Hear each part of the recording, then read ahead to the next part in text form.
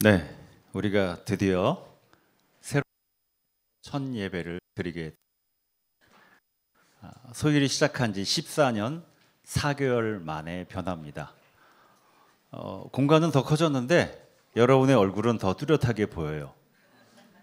그래서 졸면은 더 잘 보입니다. 동선동 때보다도 공간이 중요한 것 같아요. 우리 어린이들에게 퀴즈를 하나 낼게요. 우리 소율교회가 14년 4개월 됐는데 우리 교회가 처음 시작하면서 그 이후로 태어난 첫 번째 아기가 누굴까?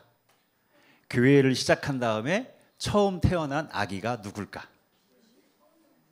누구? 백원이? 건효. 연우 형아는 그 전에 태어났어요. 네, 준우. 누구? 서우 누나? 서우 누나도 그 전에 태어났어요. 네. 어른들 왜 그러세요? 우리 어린이들 할 때 퀴즈를 했는데 왜 그러시는 거예요? 네. 지호가 먼저 손 들었어요. 맞아요. 네. 시은이 언니가 소율교회가 시작된 뒤에 처음 태어난 아기였습니다. 그때 이만했는데 그 시은이가 지금은 엄마보다도 키가 훌쩍 더 컸죠. 이제 중2가 됩니다. 그 무서운 중2가 돼요. 여러분 시은이 대할 때 조심하셔야 돼요. 이제 우리 서우는 중2를 졸업하기 때문에 서우는 좀 쉽게 대해도 됩니다. 그러나 시은이는 그 무서운 중2가 되기 때문에 잘 대해야 돼. 건유 알았지? 네, 시은이 누나 잘 이렇게 대해야 돼. 그 무서운 중2란 말이에요. 이제 누나가. 여러분 이렇게 세월이 흘렀어요. 시은이가 이제 태어날 때 야 태어났다 축하한다 그랬는데 그 시은이가 저렇게 엄마보다도 훌쩍 더 키가 큰 그 자랄 때까지의 시간이 이렇게 흘렀습니다. 여러분들의 마음이 어떠세요? 이 공간을 새로 보니까 어떠세요? 제가 아까 서하하고 서진이한테 물어봤더니 잘 모르겠어요 라고 대답을 했습니다. 그 말은 뭔가 낯설지만 좋다. 저는 그렇게 받아들였습니다. 이렇게 처음으로 우리가 예배드리면서 내가 주인이다, 이 공간의 주인이다 라는 마음을 가지고 우리가 서로에게 이렇게 인사를 나누면 좋겠습니다. 새 공간 첫 예배 환영하고 축복합니다. 그렇게 인사 한번 나누실까요?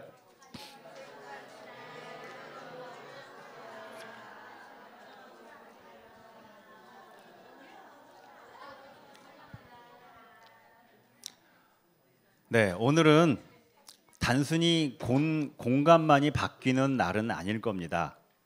이런 공간, 이렇게 멋지게 공간을 준비할 만큼 우리 공동체가 성장했다는 뜻이기도 하고 또 우리 소율의 여정이 새로운 시즌으로 돌입했다. 뭔가 우리 소율이 전환기를 맞이했다라는 것을 의미하기도 하는 것 같습니다. 여러분 전환점, 전환기, 우리 소율 공동체의 전환기. 여러분 우리도 살다 보면은 개인도, 공동체도, 그리고 조직도 큰 전환점을 맞이할 때가 있어요. 아마 여러분들도 인생을 살면서 그런 전환점들이 한두 번씩은 있었을 겁니다. 오늘 우리가 읽은 복음서에서도 예수님과 제자들이 그러한 새로운 전환점, 새로운 국면을 맞이하고 있어요. 마태복음 4장 17절 보면은 이렇게 기록하고 있습니다. 그때부터 예수께서는 회개하여라 하늘나라가 가까이 왔다 하고 선포하기 시작하셨다. 그때부터 예수께서는 회개하여라 하늘나라가 가까이 왔다 하고 선포하기 시작하셨다. 예수님의 갈릴리 사역이 이렇게 시작이 되었습니다.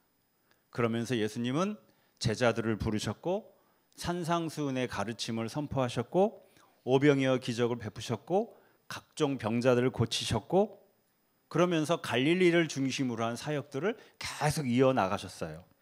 그리고 그 과정에서 예수님 존재 자체와 하나님 나라의 비전을 이스라엘 사회에 깊이 각인시키셨습니다.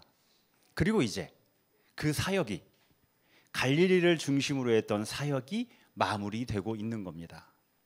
예수님의 사역에 새로운 전환점을 맞이하고 계셨어요. 그게 바로 오늘 복음이 위치한 지점입니다.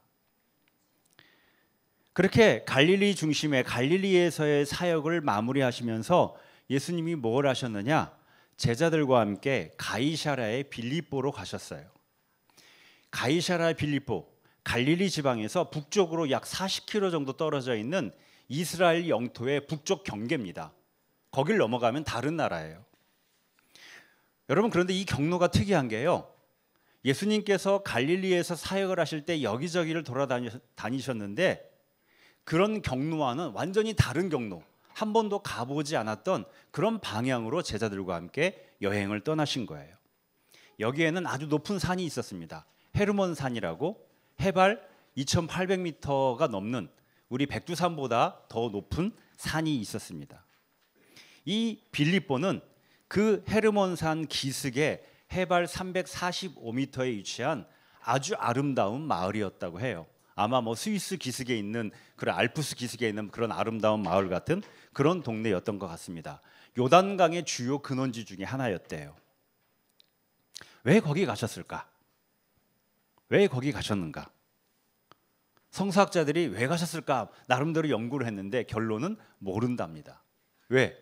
기록이 없어요.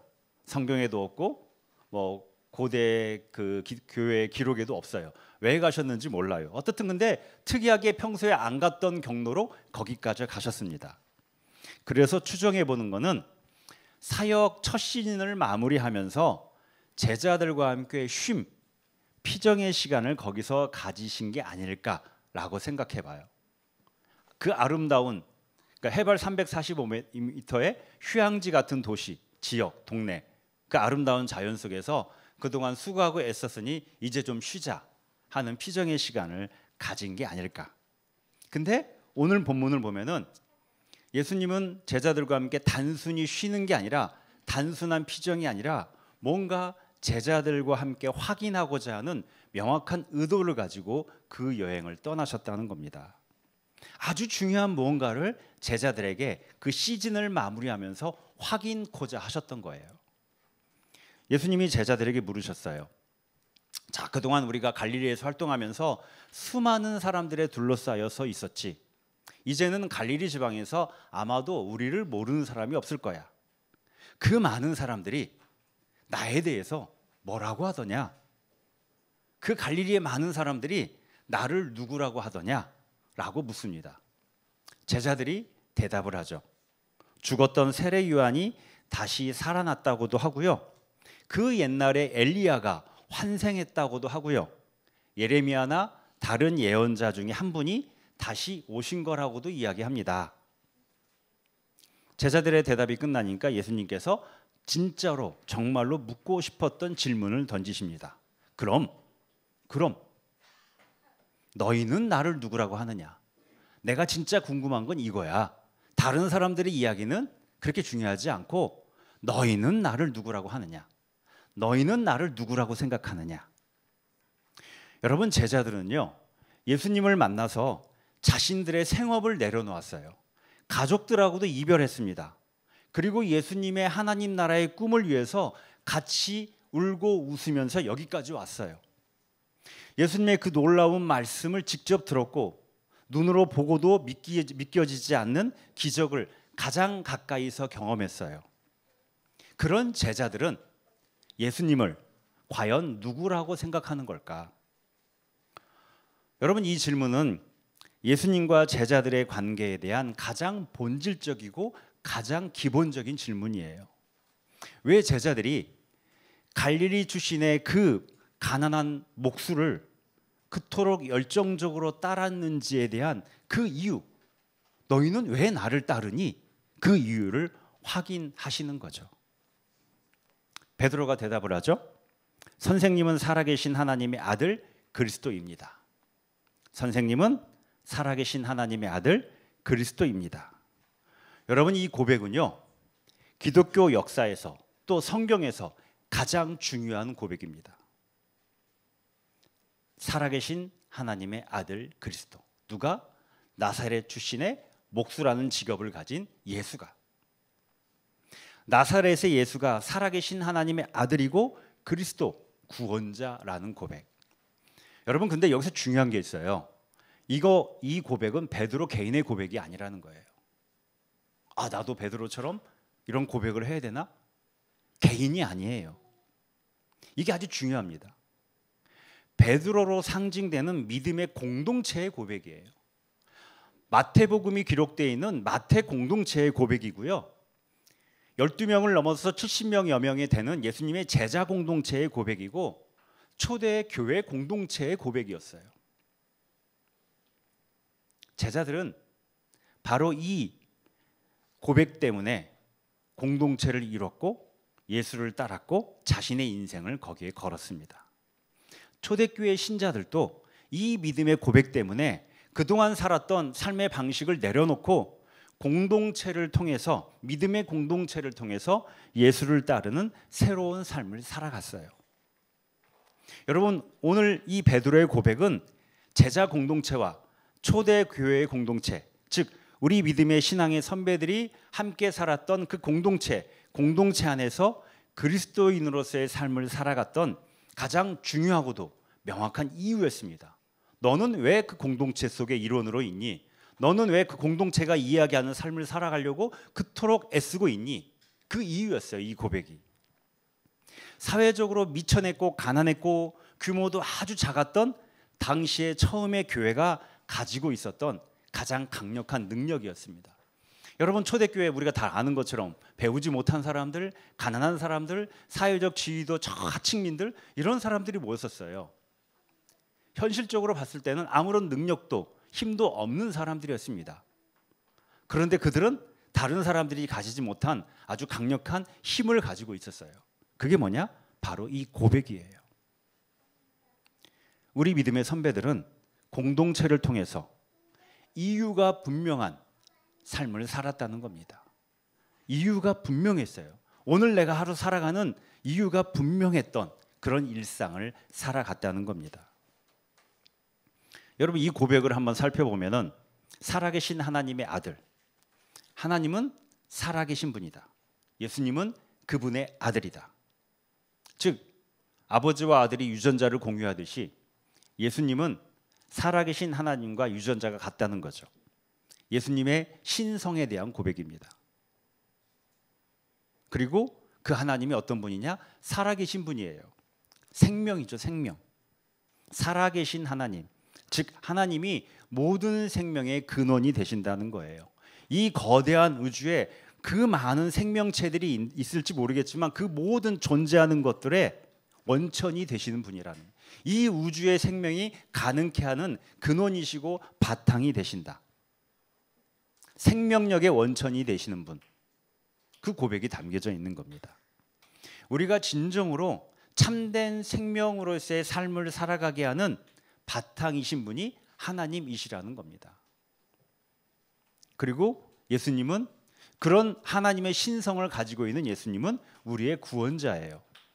우리가 진정으로 성장하고 회복되고 치유되고 우리도 동일하게 하나님의 신성으로 변형되어 가는 그 길이 어디에 있느냐?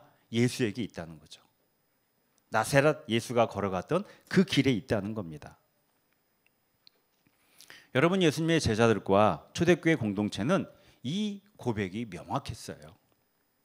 이 고백이 그들이 살아가는 분명한 이유가 되었습니다.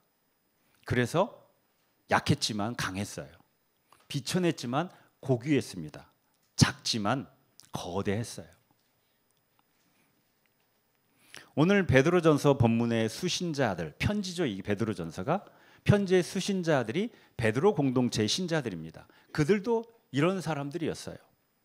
여러분, 이 베드로전서의 수신자, 편지의 수신자들은 소아시아 지역, 지금의 튀르키예 지역에 살고 있었던, 지금 여기에 있는 우리들과 비슷한 처지의 극히 평범한 사람들이었습니다. 대부분 도시에 살고 있었고요. 직업은 자영업자 또는 그런 자영업자 밑에서 일하는 노동자, 근로자들이었습니다.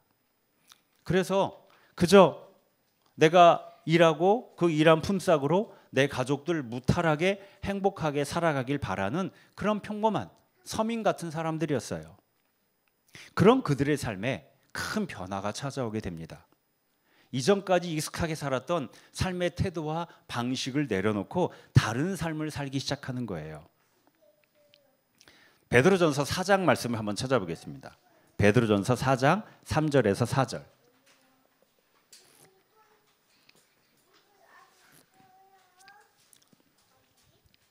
베드로전서 4장 3절에서 4절.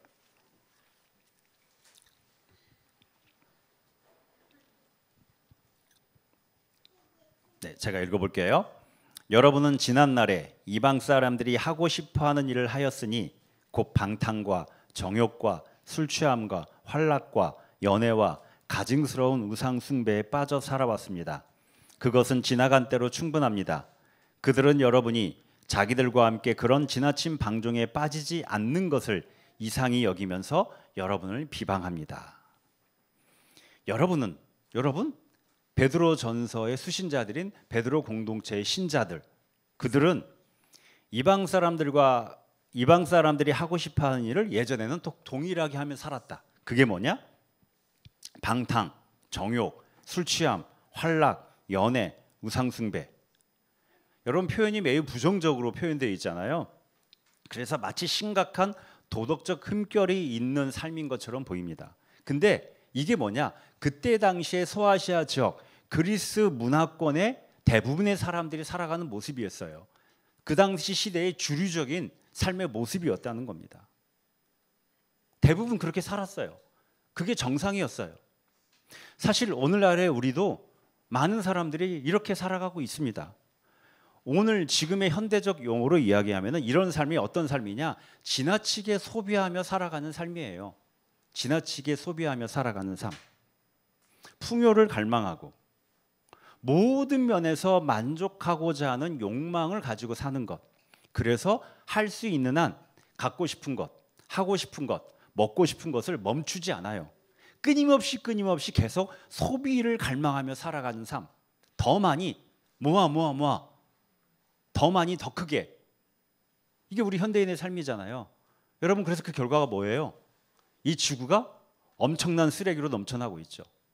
쓰레기의 섬들이 바다 곳곳에 생기고 있고, 그때 2000년 전에 소아시아 지역의 사람들의 삶이나 오늘 우리들의 삶이나 별반 다를 바가 없어요.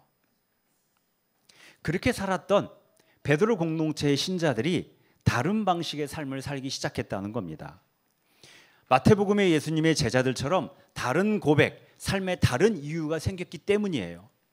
예수님의 하나님 나라의 삶을 살고자 하는 그 예수님의 하나님 나라의 길이 진정한 구원이 있다는 명확한 믿음의 고백과 이유가 생겼기 때문이죠. 그들의 일상은 크게 달라지지 않았어요. 예전과 동일하게 아침에 일어나서 출근하고 주어진 일을 해야 됐고, 저녁에 퇴근해서 가족과 시간을 같이 보냈어요. 커가는 아이들의 양육과 교육을 걱정해야 됐고, 나이 들어 찾아오는 갱년기를 겪어야 됐고, 오십견 때문에 어깨가 아파서 힘들어해야 됐고, 더 나이 들면은 노년기의 증상과 나이 들음에 대해서 염려해야 됐어요. 일상은 다르지 않은데, 다가오는 매일 아침 맞이하는 현실은 동일한데, 그 일상을 살아가는 그들의 태도는 분명히 달랐다는 겁니다. 그 시대의 대부분의 사람들이 당연하게 여기는 욕망에 충실한 삶을 내려놨어요. 그리고 오늘 베드로 전서를 읽어보면은 신의를 지키고 나눔을 실천하고 악행은 조금이라도 하지 않으려는 태도로 살았다고 합니다. 이거를 신의를 지키고 나눔을 실천하고 악행은 조금이라도 하지 않으려는 태도를 공동체의 모임 때마다 그렇게 살겠다고 함께 고백하고 또 고백하고 그렇게 살았다고 해요. 그래서 문제가 생기기 시작했어요. 문제가 생겼습니다. 이들의 변화를, 이들이 이렇게 달라지는 것을 같이 살고 있는 그 도시의 사람들, 직장의 동료들, 함께 살고 있는 이웃들이 불편해하기 시작했어요. 그들은 여러분이 자기들과 함께 그런 지나친 방종에 빠지지 않는 것을 이상히 여기면서 여러분을 비방합니다. 쟤네들 왜 저렇게 사는 거야? 이상히 여기다가 비방하기 시작했어요. 대다수의 사람들이 그렇게 사는 게 맞아 하는 것과 다른 방식의 다른 태도의 삶을 살아가는 그리스도인들을 비방하기 시작했습니다. 마치 쟤네들 색깔이 좀 이상한데? 빨갱이 아니야? 이런 거하고 비슷한 거예요. 그리고 그 비방의 강도가 점점 더 거세어지면서 비방을 넘어서 박해를 당하기 시작합니다. 이 박해는 로마 정부가 했던 박해가 아니에요. 주변 사람들이 했던 박해였습니다. 왕따나 이지매 같은 일이 빈번히 일어났어요. 신체적 공격을 당하기도 했어요. 경제적인 손해와 어려움을 겪기 시작했습니다. 여러분 생각해 보세요. 여러분이 예수를 믿고 나 예수 믿는 사람답게 살아야지 했더니 여러분 일상에서, 학교에서, 직장에서 또 같이 사는 이웃들이 여러분을 비방하고 공격하고 심지어는 길거리 지나가는데 돌이 날라오거나 다리 걸어 넘어뜨리고 경제적으로 손해를 보고 이런 일이 생긴다고 해보세요. 계엄이 성공했으면 그런 일이 생길 수도 있을 것 같아요. 네. 그래서 베드로전서의 그 신자들이 일상이 힘들어졌어요. 일상이 심히 불편해졌습니다. 아이들이 동네에서 왕따를 당하기도 했어요. 그래서 공동체를 떠나는 사람도 생겼습니다. 그런데 크게 보면은 이 베드로 공동체 신자들은 그럼에도 불구하고 자신들이 선택한 새로운 방식의 삶을 포기하지 않았어요. 믿음의 고백에 맞는 삶을 살기 위해서 정진해 나갔습니다. 이 베드로전서가 기록되고 한 20년, 30년 지났을 때 그때 당시에 소아시아 지역의 로마 총독이 기록한 편지가 있습니다. 당시에 그 시기에 그리스도교 신자들에 대한 로마 제국의 최초의 공식 문서예요. 그래서 역사적 가치가 대단히 높은 편지입니다. 이 총독이 그리스도인들 때문에 골치가 아파졌어요. 그래서 로마 황제에게 조언을 구합니다. 보고서에 해당하는 편지를 보낸 거예요.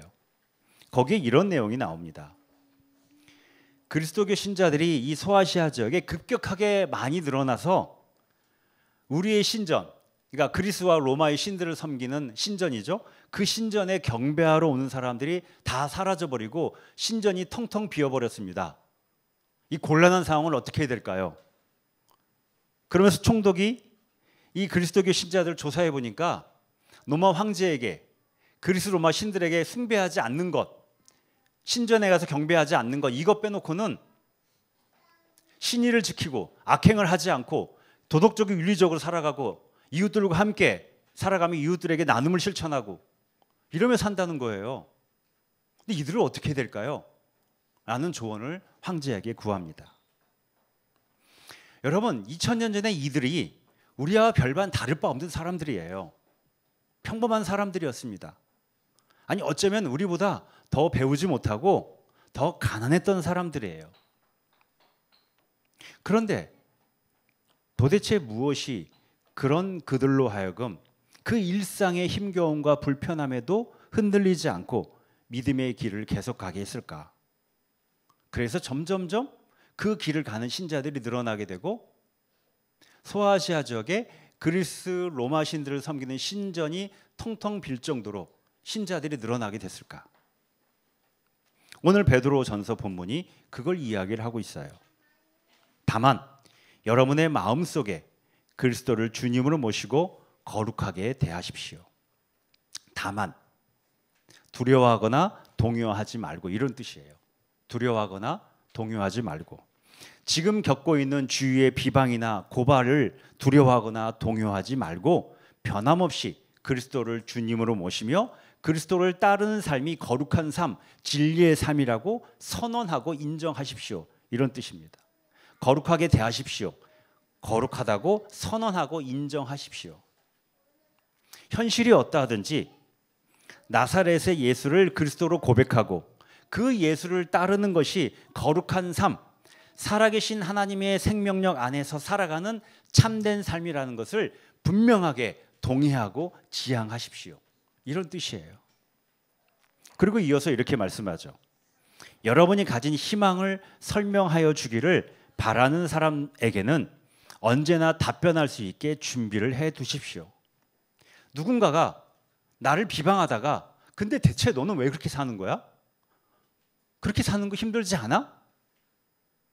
그럴 때 내가 가진 희망을, 왜 그렇게 사는지 그 이유를 언제든지 답변할 수 있도록 준비되어 있어야 된다는 겁니다. 그리스도인으로 살아가는 내 삶의 이유가 분명해야 되는 거죠. 분명한 믿음의 고백, 그 고백으로 통한 분명한 삶의 이유가 흔들리는 현실 속에서 견디고 버티고 이겨내는 힘이 되고 능력이 된다는 거예요. 여러분, 서아시아 지역의 신자들은 믿음의 공동체 안에서 그 분명한 이유를 가지고 있었던 거예요. 그게 그들의 삶의 힘이었습니다. 제가 최근에 재미있게 본 드라마 중에 넷플릭스의 중증외상센터라는 드라마가 있습니다. 보신 분들 있죠? 네. 한번 보면은 쭉 보게 돼요. 저분하고 저도 쭉 다 보게 됐습니다. 그만 보고 자자, 그만 보고 자자 하다가 쫙 늦은 시간까지 봤어요. 거기에 그 주인공이 백강현이라는 의사가 나옵니다. 지금 현실에서 말하면은 서울대병원의 중증외상센터의 센터장 같은 사람이었어요. 스카웃돼서 거기로 가거든요. 근데 중증외상센터 매일매일 죽어가는 여러 명의 환자들을 살려내기 위해서 고군분투하고 맨날 뛰어다녀야 되고, 병원에서는 대표적인 적자 부서라고 계속 구박을 당합니다. 이 백강현 밑에 젊은 펠로우가 있었어요. 힘들어합니다. 너무 지쳐하고. 그럴 때 이런 대사를 해요. 아무도 신경 쓰지 않는 죽음에 왜 이렇게까지 수고를 해야 되나? 뭐 나도 열받게 고민했던 부분이라. 내가 말했었나? 우리 아버지 교통사고로 돌아가셨다고. 그날 아버지가 숨이 꼴딱꼴딱 넘어가는데 받아주는 병원이 한 군데도 없더라고. 빡치게. 근데 문제는 그 죽음이 계속 반복되고 있다는 거야. 그래서 난 내 눈앞에 있는 환자는 절대 포기하지 않겠다 다짐했지. 뭐 좀 오글거리지만 너도 너만의 이유를 찾아. 너도 너만의 이유를 찾아. 개같이 구르고 역같이 깨져도 절대로 변하지 않을 그런 이유. 이 퍽퍽하고 꺼끌꺼끌한 이 길을 아무런 이유도 없이 그냥 걸어가기에는 너무 되다. 여러분, 우리 인생살이 같지 않아요? 퍽퍽하고 꺼끌꺼끌한 현실의 길에서 우리 믿음의 선배들은 이유가 있었어요. 분명한 삶의 이유가 있었습니다. 개같이 구르고 역같이 깨져도 절대 변하지 않을 그런 이유. 예수가 살아계신 하나님의 아들이고 그리스도라는 그 고백에 담겨져 있는 이유가 있었습니다. 이것이 그들의 진정한 능력이고 힘이었어요. 이걸 다른 말로 하면 세계관이에요. 세계관. 그리스도 안에서 다른 새로운 세계관을 갖는 겁니다. 그리스도의 세계관, 하나님 나라의 세계관으로 나를 바라보고 내 삶을 바라보고 이웃을 바라보고 세상을 바라보는 거예요. 의식의 재구성이 이루어지는 겁니다. 세계관의 재구성이 이루어지는 거예요. 여러분, 그러면 그 세계관에 맞는 태도와 방식으로 삶을 살아가게 되어 있어요. 이것이 성령 안에서의 새로운 삶이에요. 이제 이렇게 새로운 공간을 준비하고 새로운 전환기를 맞이하는 우리에게 예수님께서 제자들에게 했던 동일한 질문을 우리에게 하십니다. 너희는 나를 누구라 하느냐? 너희가 이렇게 소일의 이름으로 함께하는 이유가 뭐냐?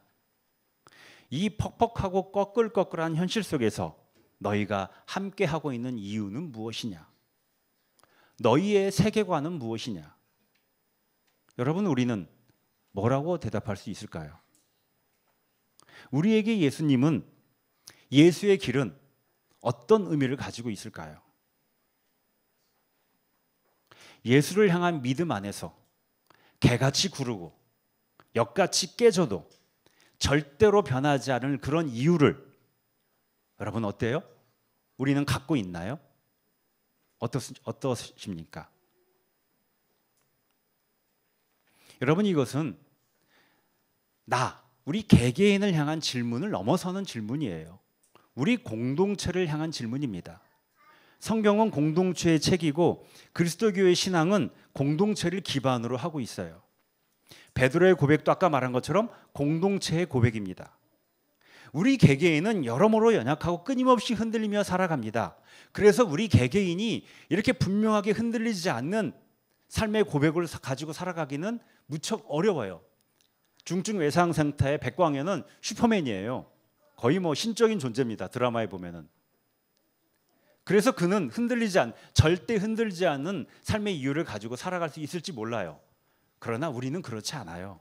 끊임없이 흔들리고 끊임없이 불안해하고 끊임없이 걱정하고 끊임없이 염려하고 끊임없이 변질됩니다.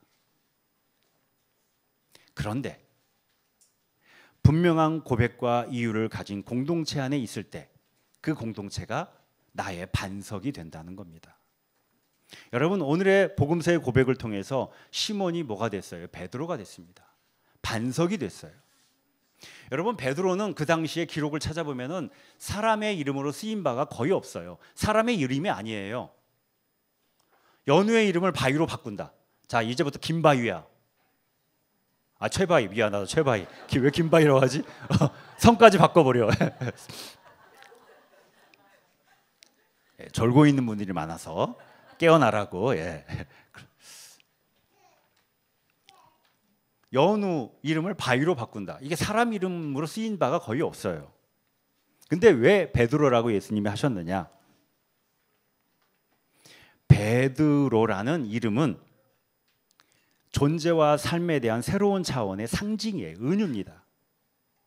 분명한 삶의 이유가 반석이 되게 한다는 거죠. 우리 인생살이의 반석은 분명한 삶의 이유, 분명한 삶의 고백이 반석이 된다는 거예요. 분명한 세계관이 반석이라는 겁니다. 근데 그 이유가 공동체를 통해서 만들어져 가야 된다는 거예요. 그래서 분명한 삶의 이유를 가진 공동체가 반석이 되는 겁니다. 여러분, 그렇기 때문에 우리가 그리스도인으로 살아가기 위해서는 예수의 길을 온전히 따르는 공동체가 있어야 돼요. 우리는 나 자신을 위해서도 나 스스로를 위해서도 하나님 나라의 길을 온전히 함께 걸어가는 공동체를 세워 나가야 됩니다. 바로 나 자신을 위해서. 예수님이 이어서 말씀하시죠. 죽음의 문들이 그것을 이기지 못할 것이다. 죽음의 문들이 그것을 이기지 못할 것이다. 예수 안에서 분명한 믿음의 고백, 삶의 이유를 가진 믿음의 공동체를 그 어떤 죽음의 세력, 어둠의 힘도 이기지 못한다는 겁니다. 그 공동체에는 하나님의 생명력이 별처럼 빛나고 있기 때문이죠. 여러분, 여기서 중요한 사실이 하나 있어요. 우리가 기억해야 될. 마태복음 본문에서 예수님이 베드로에게 이렇게 말씀을 하세요. 시몬 바요나야, 너는 복이 있다. 너에게 이것을 알려주신 분이 사람이 아니라 하늘에 계신 나의 아버지시다. 분명한 삶의 이유는 사람에게서 오는 게 아닙니다. 사람의 지성과 경험, 판단, 지식에서 오는 게 아니에요. 여러분, 분명한 삶의 이유는 내가 찾는 게 아니에요. 하나님에게서 오는 겁니다. 하나님에게서 오는 거예요. 그래서 신비로운 깨달음이고 그만큼 하나님에게서 오기 때문에 반석처럼 확고한 거예요. 흔들리지만 흔들리지 않아요. 이사야서는 이것을 계시라고 표현하죠. 아모스의 아들 이사야가 유다와 예루살렘을 두고 계시로 받은 말씀이다. 하나님으로부터 찾아오는 깨달음, 이게 계시예요. 여러분, 그래서 우리는 계시가 있어야 됩니다. 내가 지금 나의 삶을 살아가는 이유, 그 반석 같은 이유, 그 계시가 있어야 돼요. 그리고 그것을 위해서는 우리 공동체의 계시가 있어야 됩니다. 우리 공동체의 계시가 있어야 돼요. 소일의 이름으로 우리가 이렇게 함께 모이고 이런 공간을 준비하고 함께 살아가는 이유가 하나님으로부터 찾아와져야 돼요. 그래서 하나님과의 관계가 언제나 중요한 겁니다. 우리 삶의 가장 중요한 원천, 근원, 바탕이 살아계신 하나님이기 때문입니다. 저는 누가 저에게 하나님은 누구냐, 너에게 하나님은 어떤 분이냐라고 한다면은 이렇게 대답을 합니다. 하나님은 내 존재의 근원이고 바탕이고 원천이다. 그래서 하나님과의 관계가 친밀해질수록 우리의 삶의 이유도 더욱더 분명해지는 겁니다. 여러분, 이 새 공간과 함께 이제 우리는 어떤 길을 가야 될까요? 무엇보다도 이 전환점의 시기에 우리의 소일의 분명한 믿음의 고백, 소일의 삶에 대한 분명한 이유를 우리는 다시금 확인해야 됩니다. 이 공간이 단순한 건물이 아니라 우리의 믿음과 우리의 고백과 우리의 이유로 가득 채워져야 됩니다. 그리고 그 고백과 이유가 이 공간을 넘어서서 이 지역과 세상을 향해서 퍼져 나갈 수 있어야 돼요. 이 퍽퍽한 시대에 예수의 길이 참된 구원의 길임을, 거기에 진정한 희망이 있음을 우리 공동체가, 우리가 함께 드러낼 수 있어야 됩니다. 오늘 하나님은 새 공간에서 첫 예배를 드리는 우리에게 하나님 나라의 희망을 이루는 또 다른 차원의 여정으로 우리를 초대하고 계십니다. 여러분, 이제 소일의 두 번째 시즌의 시작, 첫걸음을 우리가 오늘 떼고 있는 겁니다. 오늘아, 야곱의 족속아, 주님의 빛 가운데서 걸어가자. 오늘아, 야곱의 족속아, 주님의 빛 가운데서 걸어가자. 오늘아, 소일 공동체여, 그리스도의 빛 가운데서 걸어가자. 하나님의 새로운 초대입니다. 기도하겠습니다.